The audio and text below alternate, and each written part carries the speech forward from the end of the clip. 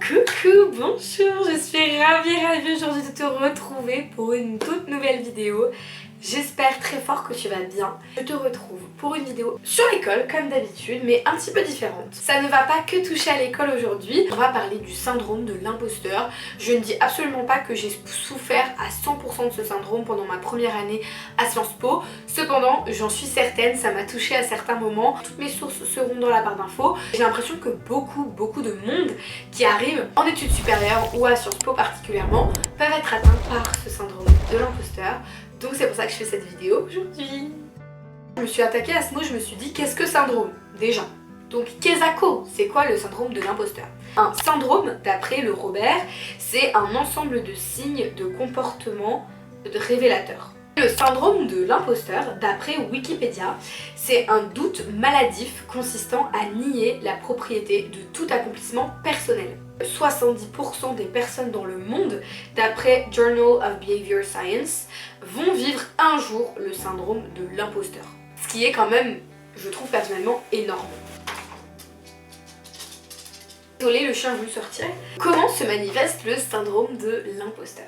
Quels signes révélateurs font de l'imposture un syndrome? C'est l'incapacité à s'accaparer une réussite, souffrir de la légitimité de sa réussite. Il y a l'impression d'être surestimé. Souvent, on va dire « oui, mais je l'ai eu grâce à la chance et pas grâce à mon travail ». On a aussi l'impression que tout le monde nous surestime. On va surestimer notre réussite par rapport à qui nous sommes. On peut avoir confiance en soi, on va être beaucoup anxieux, on va être beaucoup plus sensible, tu vas souffrir d'autodénigrement.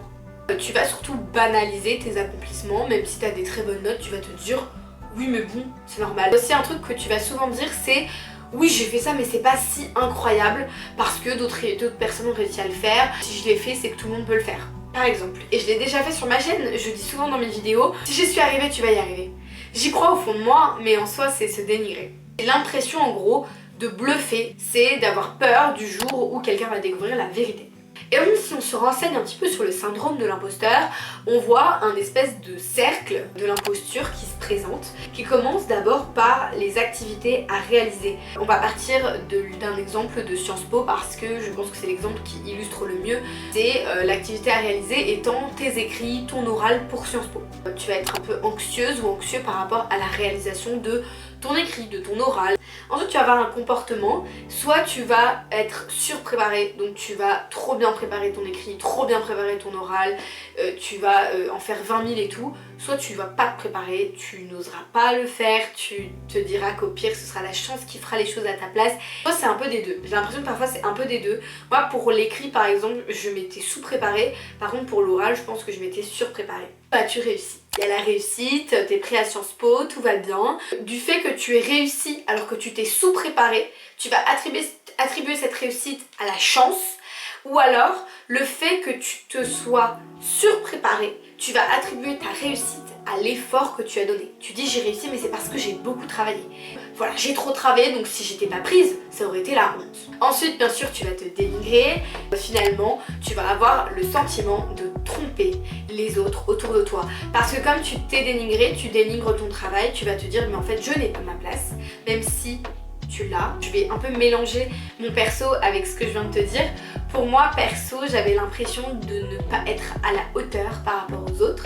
À chaque fois que je voyais quelqu'un je me disais mais cette personne est tellement intelligente, a tellement de choses à apporter aux autres et moi qu'est-ce que je fais là, je n'ai rien à faire là. Je remettais beaucoup en question ma réussite. Je me disais j'ai pris la place de quelqu'un qui méritait plus que moi.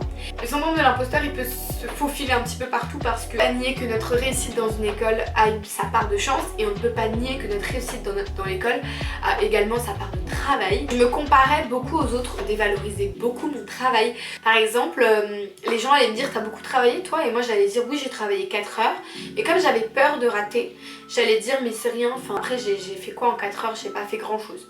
J'allais considérer ça comme normal de ne pas me considérer et de pas considérer le travail que j'avais fait, parce que je me disais par exemple si j'ai travaillé 8 heures et que j'ai une mauvaise note, bah les gens vont se dire oh la honte, elle a travaillé 8 heures et au final elle a eu une mauvaise note.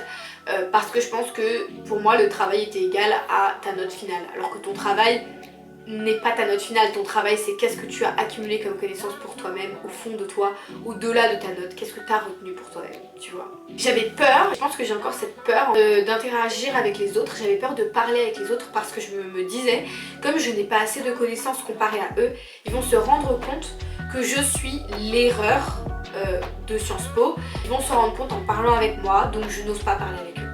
Voilà, tout simplement.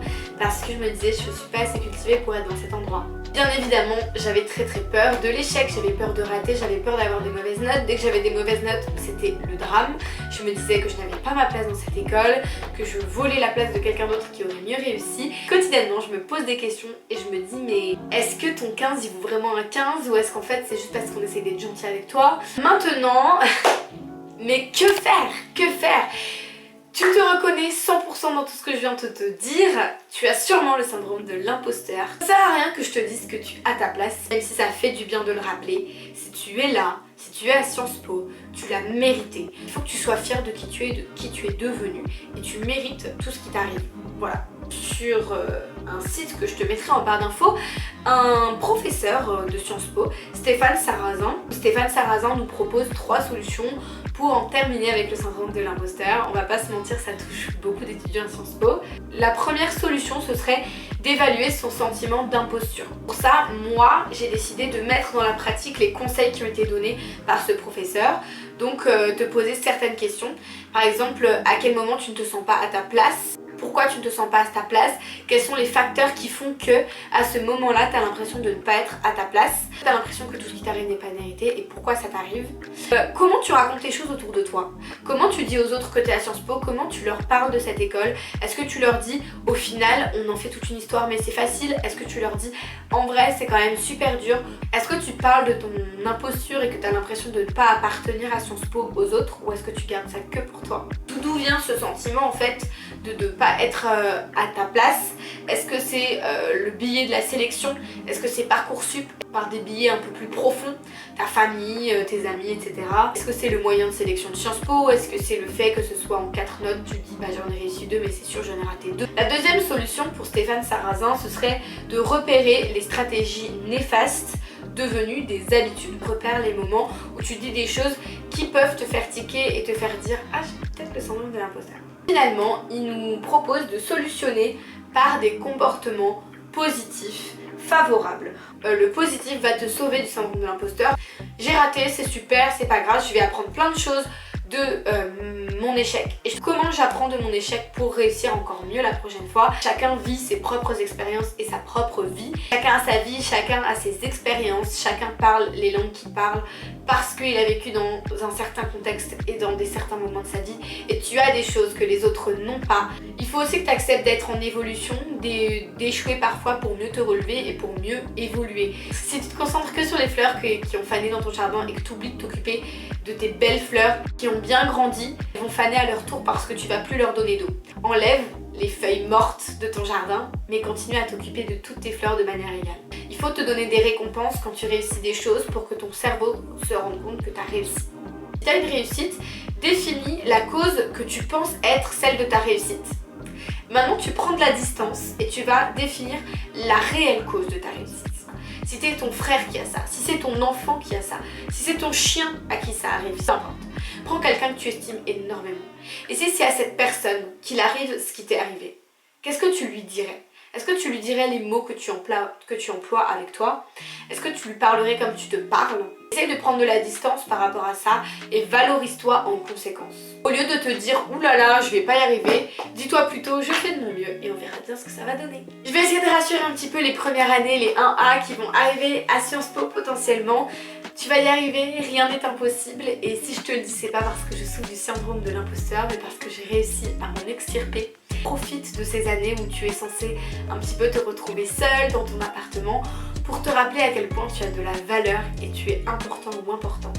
Je te dis à très bientôt, je te souhaite une très belle fin d'été et j'espère sincèrement, mais vraiment sincèrement que cette vidéo pourra être utile au moins à une personne parce que je trouve qu'on n'en parle pas assez, je trouve que beaucoup trop d'élèves souffrent du syndrome de l'imposteur. Pour les étudiants à Sciences Po à Reims, n'oublie pas que sur le campus, il y a des étudiants qui sont là pour discuter de ça, donc n'hésite pas à aller les voir. À très bientôt, prends soin de toi, bye.